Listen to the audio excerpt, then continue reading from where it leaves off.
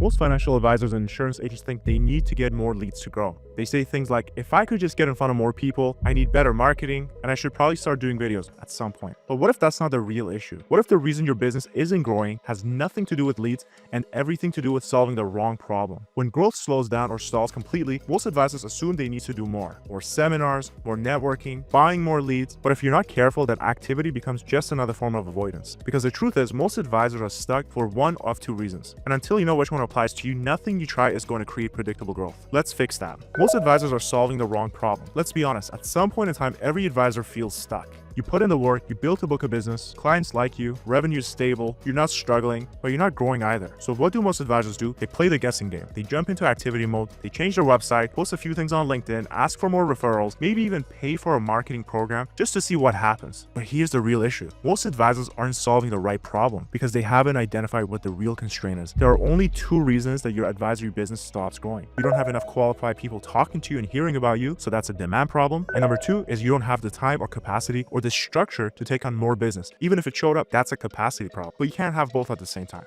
And the worst part is that most advisors are trying to fix both at the same time, which means wasting time on one while ignoring the other. Let me give you a simple example. If you have 10 ideal client appointments this week, would you be excited or would you be stressed? If you close 5 new clients tomorrow, would that grow your income or overload your calendar? The answer to those questions tells you exactly what your constraint is. Because here's the truth that no one talks about. Trying to get more leads when your calendar is already full won't help you grow, it will simply burn you out. And trying to build better systems when no one is reaching out to you won't grow your revenue, it just keeps you busy. The real leverage comes from fixing the actual constraint, not just staying busy. So you gotta ask yourself, am I stuck because not enough people know about me? Or am I stuck because I'm already at my limit and the business isn't just set up to scale? And once you understand this framework, which is demand versus capacity, the next step is to figure out where you fall. And the best way to do that is to see it play out in real situations. So let me walk you through a few examples of advisors who hit a ceiling, just like you might be feeling right now. And as you listen, ask yourself, which one sounds most like me? Because spotting your constraint is the first step to breaking through it. Scenario 1, the booked solid advisor. You got a full calendar, you built a solid relationships, you even thought about hiring someone, but you haven't pulled the trigger. You're delivering great service, but stuck in the same revenue range year after year. So what do? You start looking for ways to generate more leads. Maybe you run a seminar, maybe you pay someone to book appointments for you, but all that does is create more pressure on an already maxed out schedule. You don't have a marketing problem, it's a capacity problem. Here's how you fix it. You raise your fees by 5 to 20%. You might want to get rid of your bottom 20% of clients who are not generating a lot of revenue for you and just taking up more time, because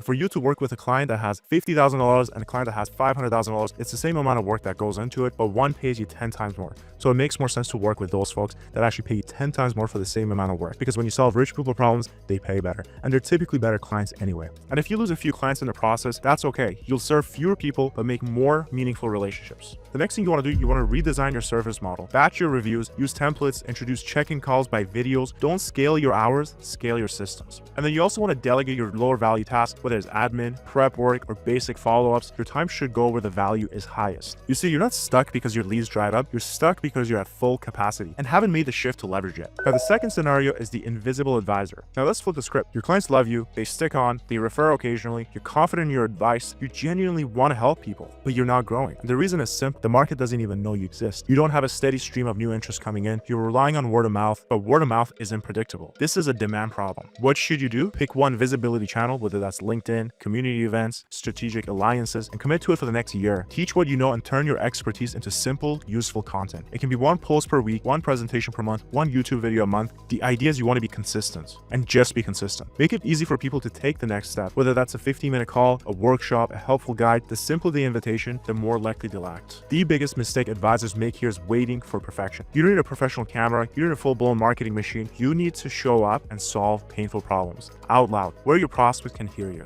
Now, scenario 3, the advisor who can't afford to grow. You know you're busy, you know you need help, but every time you run the numbers, it feels like bringing someone on is just too expensive. So you keep doing everything yourself and your business stays stuck where it is. Here's what's actually happening. You don't have a hiring problem, you have a pricing problem. If your average client is paying you $3,000 to $5,000 a year, but your time is worth $10,000 a year for every single client, you've capped your own growth. Here's how you can fix it. Start with packaging. Don't just sell products or piecemeal advice. Bundle the experience and the planning and the results into one clear offer. Charge for the value, not the time. What is peace of mind, clarity, or retirement confidence worth to your clients? Anchor your fees to that. Create room for growth with a higher margin offer. Even 1 to 2 clients can really fund the help you need. This gives you leverage before you scale. You don't need 100 clients, you need the right 20 clients. What you need to do is diagnose first, then act. There's nothing worse than doing great work on the wrong problem. Most advisors are wasting their energy. They're trying to get seen, they're already at capacity, or building systems when no one is coming through the door. So here are 3 questions you should ask yourself. If twice as many people inquired next week, could I take them on without the chaos? Am I consistently turning inquiries into engaged clients? Is my pricing giving me room to grow? Your answers will point you to your real constraints. And once you know the constraint, the path forward gets a lot clearer. Because growth doesn't just come from working harder, it comes from solving the right problems at the right time. If you enjoyed this video, make sure to like, comment, and subscribe. And if you really want to grow your advisory insurance practice, make sure to go to the link below, book a call with me. I'd love to help.